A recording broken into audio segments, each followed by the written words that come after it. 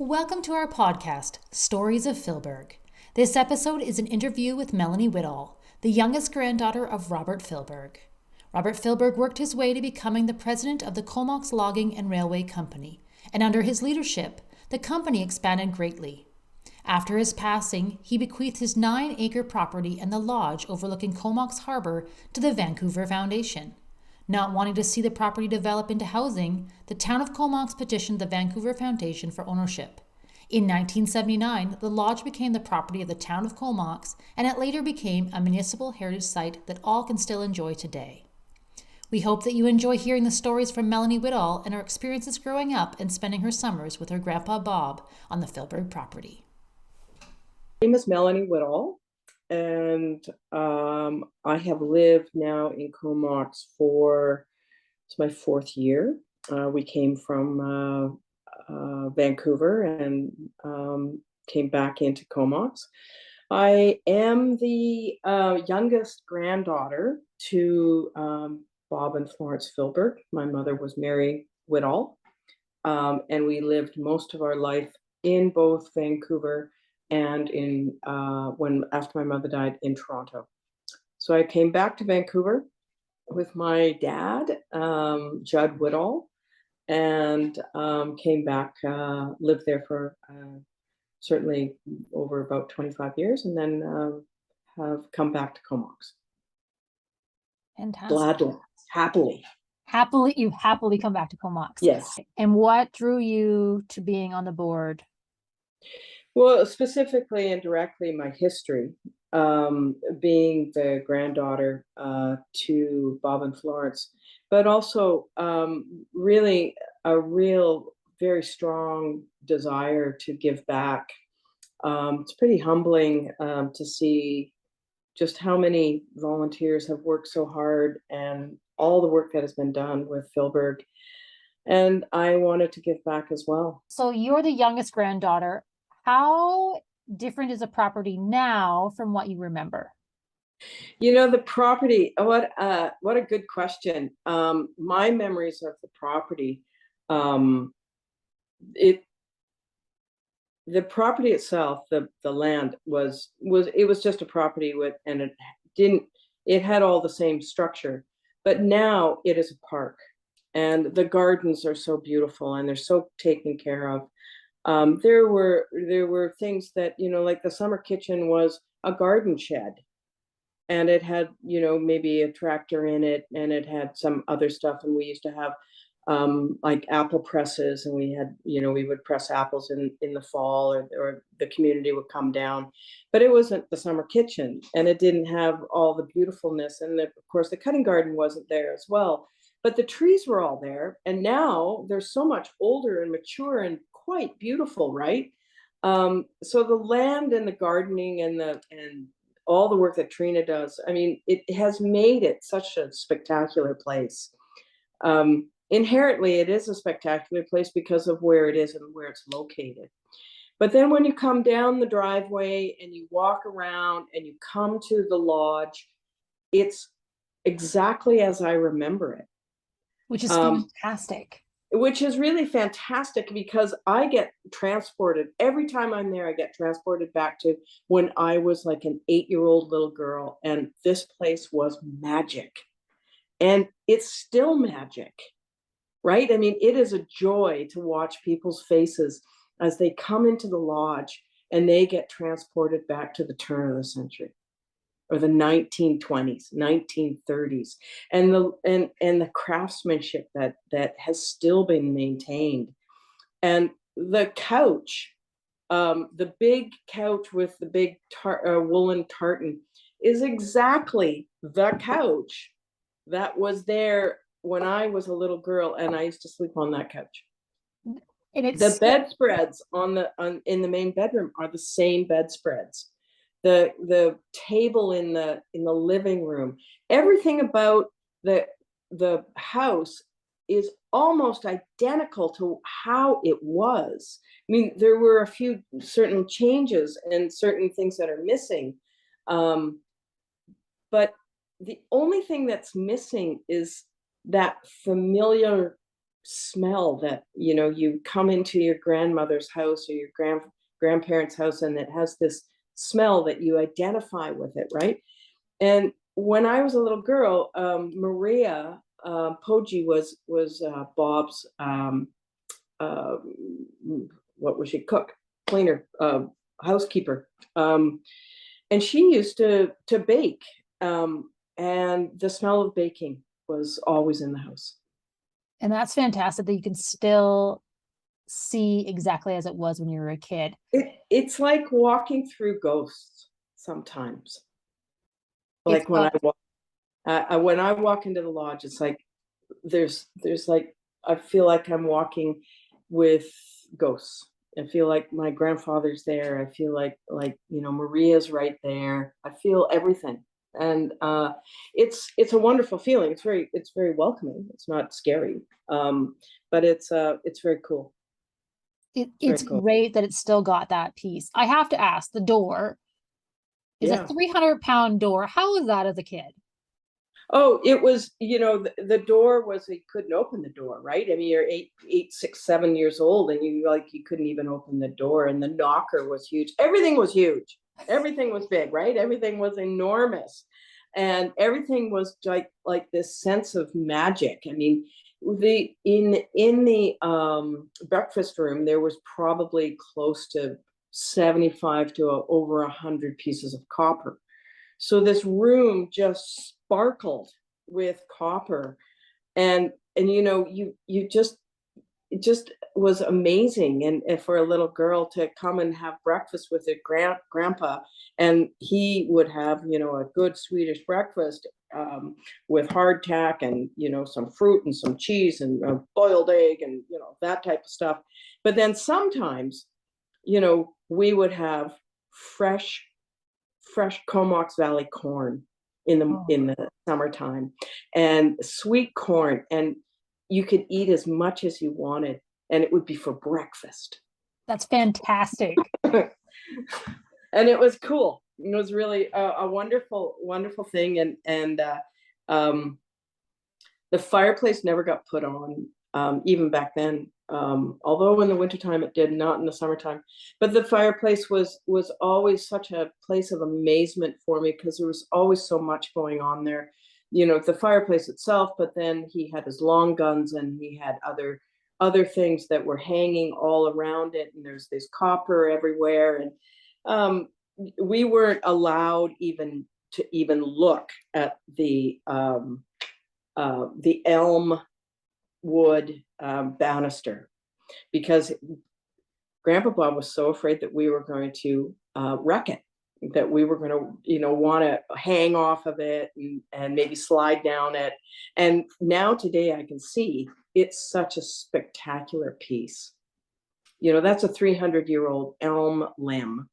I'm And laughing because I was going to ask you about it, because my grandparents had this giant banister, and we used yeah. to, as kids, slide down it with my grandma yelling, like, Mm-hmm. sure, yelling at us every single time. And I was going to ask you, because every day that I go to work and I see this banister, I'm like, did Mel slide down this banister? I wasn't even, I mean, it was verboten to even think about it. Yeah. So Bob put that stop in tracks right away. That was not going to happen. But I feel like that's, yeah, it's great when we say things like that. It's not that you weren't allowed to play in the house, because he made sure that you had lots of stuff even outside. Like, he built a pool, Yeah. the infamous pool. I think that I'm segueing right to the pool from the Okay. banister, because I don't want our listeners to think that your grandpa was like, you can't touch anything in this house. But No. We played hide and seek in that house like crazy, and it was a great hide and seek house, because there's a lot of because there's corners. so many little nooks and crannies and doors that would hold wood or hold coal or something like that, and you could get lost in there, right? I mean, it was a good hide and seek house for sure.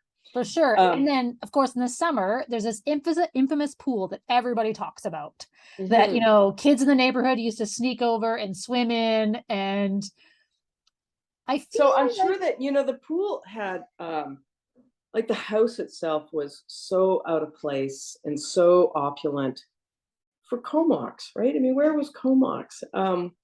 It was northern Vancouver Island, and this beautiful house, and then Bob put in a swimming pool. So this was like top drawer stuff, right? I mean, this Right. was pretty swish, pretty posh to have a swimming pool. Well, I'm going to give you the skinny on the swimming pool.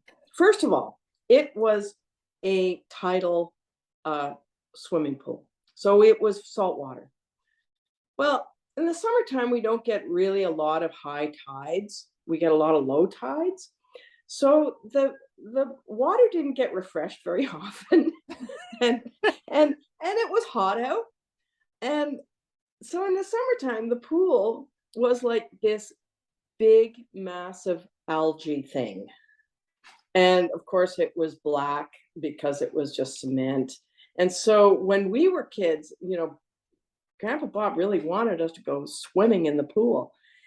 And we would look at this thing and we'd be like, oh, that is like so gross. It was like just pretty icky, right? And he would make us go swimming, and it would be like skitters on top and these little, sea insects and algae. And it was kind of gross. And it was still water that was salt water that was really warm. I Mhm. I'm sure it was really great, but I have much better memories of swimming at the beach. Well, and I think too, there's something to be said about sneaking into someone's yard and swimming in their pool when they don't know, right? Like, Sure, I would have done that too. I think that any kid would have done that and said, "Hey, that's fair game. Let's go see whether we can go and swim in Filberg's pool." Yeah, yeah, for sure. totally, right? But I Totally. guess if you're being forced to swim in it and you're looking at it and going, I can't see the bottom, there's a bit of Yeah. a problem. There was a slime on it, a slimy covering with the little skitters on the top. And it was kind of cool. It was beautiful because it was right beside the ocean, and it was all flagstone. I think that some of the flagstone is still there. It is still there, yeah. And it's really, really very beautiful. And I remember it having maybe a changing room or benches or something like that around it. I don't have too much memory around it.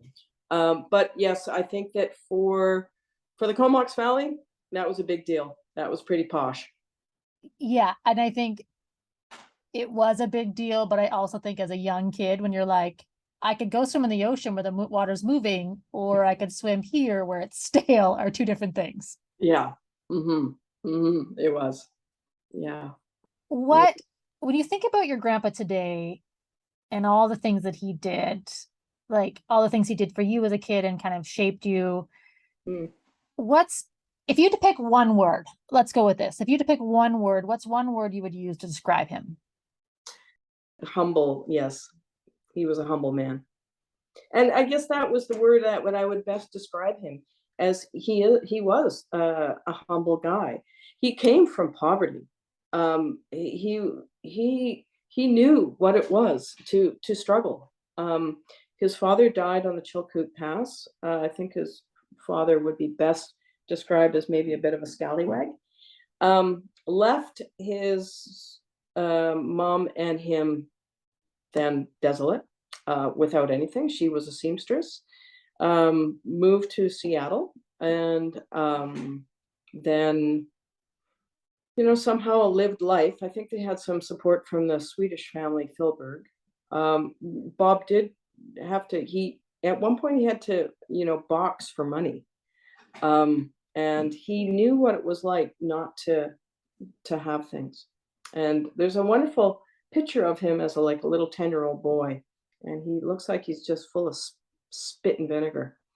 Um, and through the family in Sweden, he did get to go to university and became an engineer, University of Washington State. Um, and that was after that, then he launched his forestry career. But I think that's something that's good for people to know is that when they see the lodge and they see the property, Mhm. some may assume, oh, obviously he came from money, but he knew what it was like to know both sides. He did. He certainly knew both sides, and he was a great believer that your own effort is the best thing you can do. Whether you make a lot of money or not, but you can always say that, you tried your very best. So he was a humble guy for sure. And he believed in helping people that were down and out. But he also believed in people, pulling up their own bootstraps and doing it. And do you think after watching your grandpa for years, do you think it shaped kind of how you put yourself on your trajectory for your life? Probably. I probably has, given me a lot of focus on um, being kind and being outside of my own needs, and hopefully being a little bit bigger and greater than than not. He's a good example, that's for sure. He's a great example. If you had to think of one accomplishment that you wished everyone knew about Bob Filberg, what would it be? Uh, And I'm just saying one. I like how I pick one. um,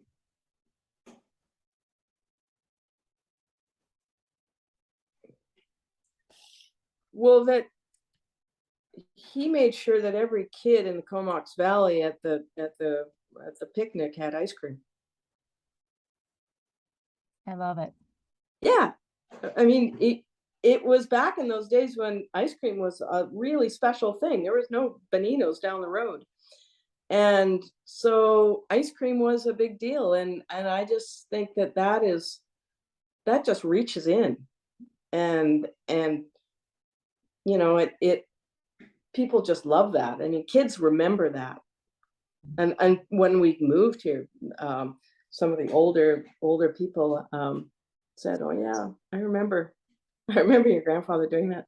I also remember, his personal achievements were pretty epic. I mean, he had great bravado, that is for sure, for sure.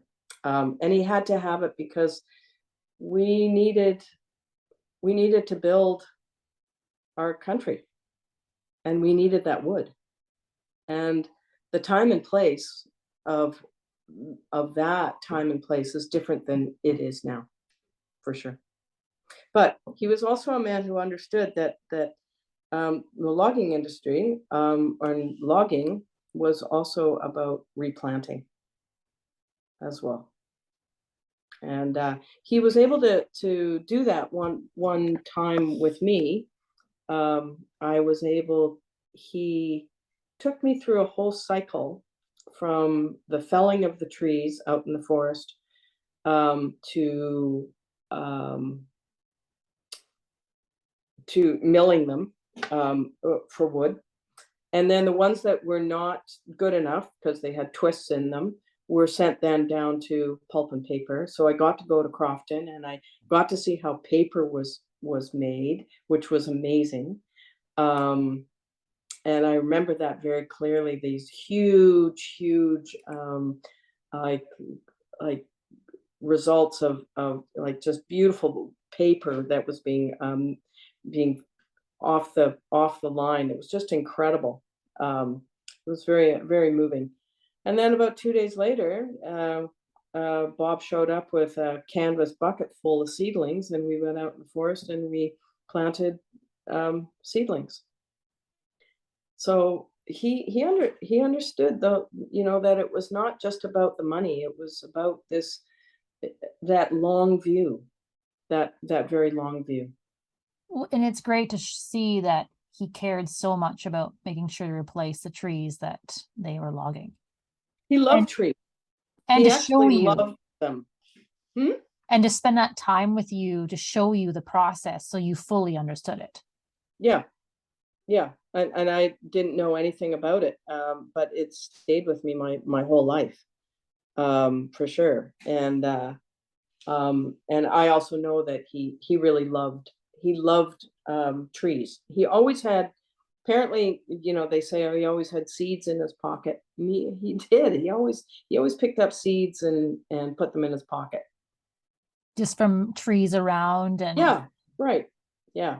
he would go traveling, and he would come back with the seeds from wherever he was, and and try to, he would put them in the garden, put them in the, so yeah. I love it. I love it. Mhm. That's fantastic. And Linda, he would be, I think both my grandparents would be so remarkably proud of everything that's been going on. That long vision, that idea that maybe the town of Comox could take this over and make it into a park and have all these people, all these wonderful people volunteer and to love it as he loved it and they loved it. What an achievement.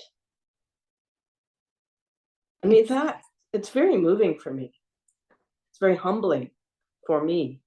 But that success, I mean, I remember going into the Filberg Festival the first time for after very many years and just being blown away at how many volunteers there were and how many people were happy to be there and what a happy and really great festival this was.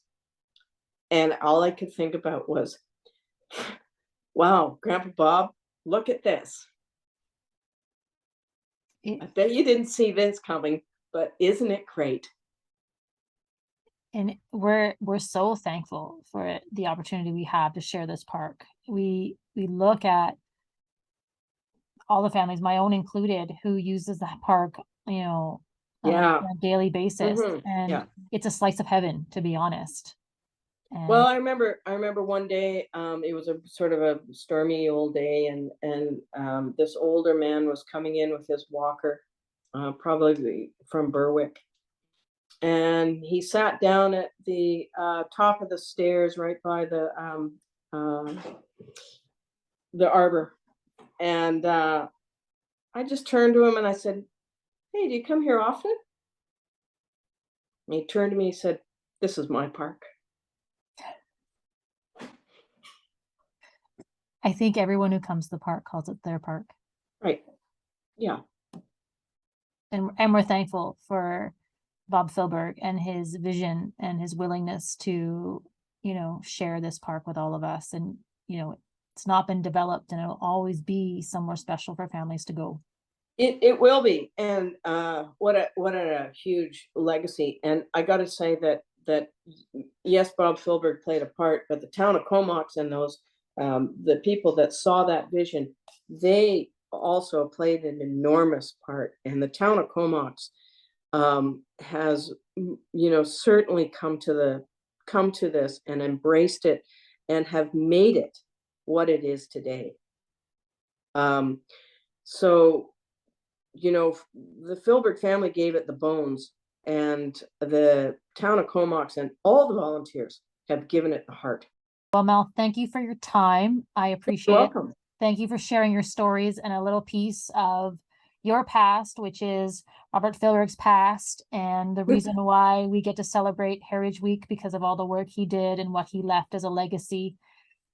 There's so much heritage in our valley, but more importantly, is also there's so many people, and they're leaving us, that know all the stories and know their stories. And that's what's interesting for me, is to hear the stories of how we were, 50 years ago, 60 years ago.